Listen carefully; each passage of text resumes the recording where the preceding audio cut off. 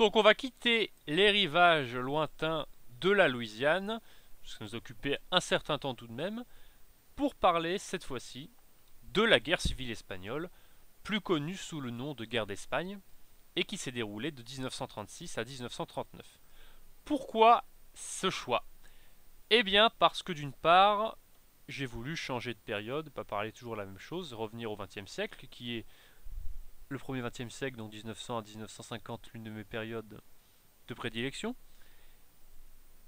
et aussi, et surtout même, pour revenir sur un conflit dont on parle finalement assez peu, alors qu'il s'est déroulé à notre frontière, à nos portes, et qu'il est considéré comme la répétition générale, le prélude de la Seconde Guerre mondiale, parce qu'il a intéressé des pays qui sont intervenus directement dans ce conflit comme l'Allemagne, l'Italie ou l'URSS, donc ils se battaient un peu par adversaires interposés avant 1939, et aussi parce qu'on y testa des techniques qui étaient promises à un bel avenir, comme le bombardement des villes en représailles pour casser le moral, et c'est le fameux tableau de Guernica qui nous le rappelle. Donc c'est une guerre qui est importante, qui vise à affronter deux camps, on va voir comment. D'un côté la République espagnole, gouvernement légal, et de l'autre une coalition de droite dure et d'extrême droite, plus connue sous le nom de mouvement franquiste, même si ce n'étaient pas tous franquistes, on va le voir, mais ça vient du fait que le général Franco a pris l'ascendant sur les autres composantes de ce deuxième camp qui a fini par gagner en 1939, abattant la République et mettant au pouvoir le fameux Franco jusqu'à sa mort dans les années 70.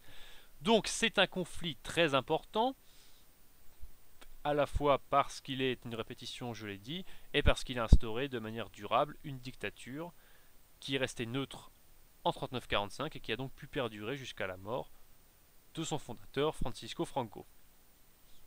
Donc c'est pourquoi on va parler de cette guerre d'Espagne, et commençons donc par poser le décor, par dire pourquoi nous en sommes arrivés à cette guerre. Donc c'est une longue introduction. Avant tout, je me permets de rappeler que nous sommes sur une chaîne d'histoire militaire qui tourne en coopération avec un site d'histoire militaire.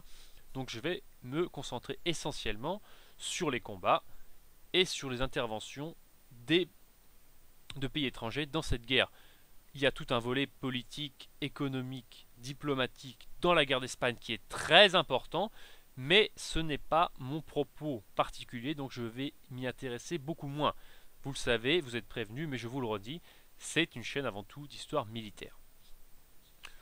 Donc, vous le savez, pendant la majorité, même l'extrême majorité de son histoire, l'Espagne a été une monarchie.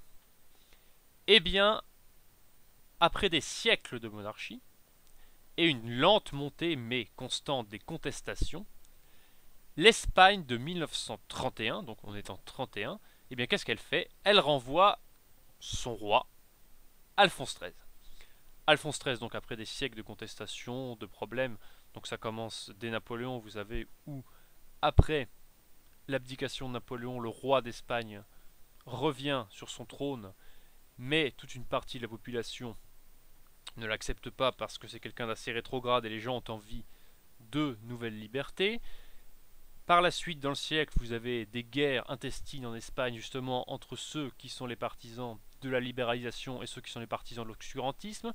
C'est ce qu'on appelle les guerres carlistes. Donc c'est un pays qui, depuis un siècle à peu près, depuis 1808, depuis le moment où Napoléon a renversé le roi d'Espagne et installé son frère, va plutôt mal.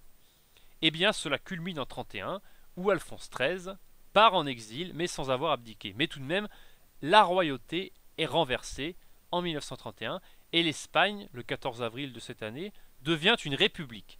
République qui est légale et qui est bientôt reconnue dans le monde entier. Enfin, légale, après une sorte de coup d'État, mais qui est reconnue par les pays du monde entier. Donc ça, c'est important. Et cette république a suscité un immense espoir dans la population, mais comme souvent, c'est une euphorie qui arrive après l'installation d'un nouveau régime, mais qui ne dure pas. L'état de grâce ne dure pas.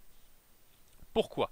Eh bien parce que les principaux soutiens du régime sont mécontents depuis longtemps et leur espoirs, leurs espérances, leurs aspirations n'ont pas été assouvis. Donc quel est le grand problème de l'Espagne et même de l'Amérique latine? C'est le partage des terres. Eh bien, malgré le fait que nous soyons dans une république, les terres appartiennent encore en majorité à de grands propriétaires.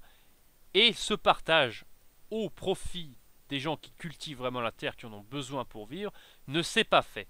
Donc c'est un peu le problème aussi qu'il y a quelques années avant au Mexique. Vous savez, c'est la fameuse révolution mexicaine de 1913, avec Zapata, Pancho Villa, etc. Eh bien, c'est un peu le même problème en Espagne. Faut pas oublier non plus que nous sommes en 31, donc 2 ans après le krach boursier de Wall Street, l'une des plus grandes crises économiques mondiales, qui arrive en Europe justement en 30-31, et qui ne fait que renforcer les contestations. Donc une république certes, mais une république qui n'arrive pas, qui n'a pas les moyens d'assouvir les aspirations des gens qui l'ont soutenue, et qui est fragilisée d'entrée de jeu par la terrible crise de 1929. Donc la droite se réorganise face à tout cela. Et je vous ai dit au début que c'est Franco qui l'a emporté, mais cette droite qui va se révolter est extrêmement nombreuse, extrêmement dispersée, extrêmement variée.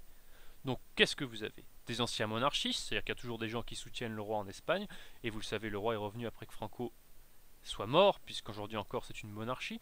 Donc vous avez d'anciens monarchistes, des grands conservateurs, des grands propriétaires, donc ça c'est ce qu'on appelle la droite plutôt traditionnelle, même si elle peut être dure, et à l'extrême droite, des formations voient le jour, dont la fameuse Phalange, donc qui est une organisation d'extrême droite paramilitaire dont on va reparler car elle est partie intégrante des combats de la guerre d'Espagne.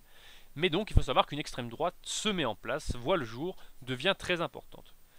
Et bien entre ces deux camps, des tensions apparaissent, et dès 1934, les ouvriers, car il n'y a pas que les paysans qui se plaignent, mais aussi les ouvriers des conditions de travail dans les usines, eh bien se révoltent en 1934, donc nous sommes un peu avant la guerre d'Espagne. Qu'est-ce qui se passe?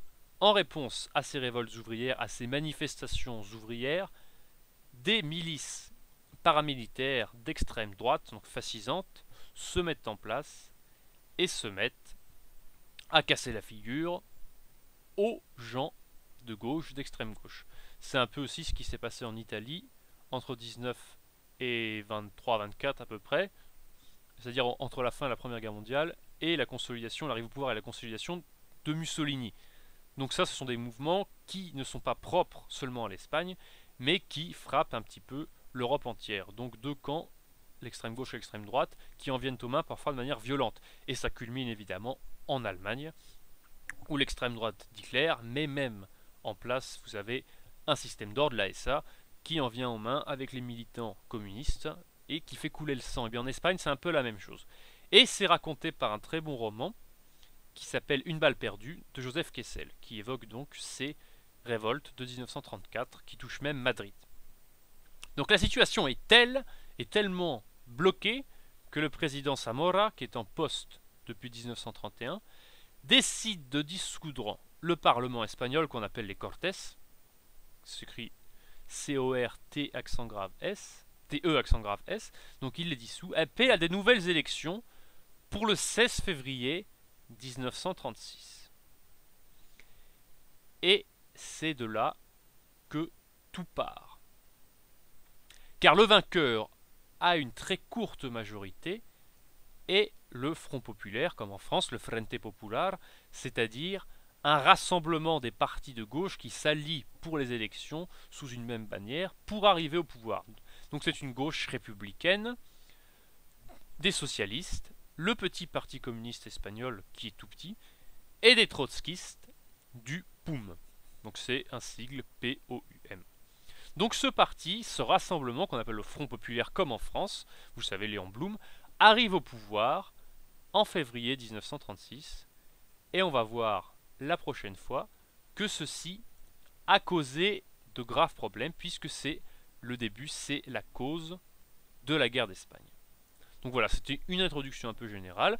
On a vu quelle était la situation de l'Espagne entre 31 et 36, qu'elle était devenue imbloquable, même pas imbloquable, qu'elle était devenue bloquée, qu'il n'était plus rien possible de faire, et donc le président avait appelé à de nouvelles élections qui ont porté au pouvoir un rassemblement de la gauche et un petit peu de l'extrême gauche, le Front Populaire, et c'est ce qui va mettre le feu aux poudres Nous allons le voir la prochaine fois. Je vous remercie.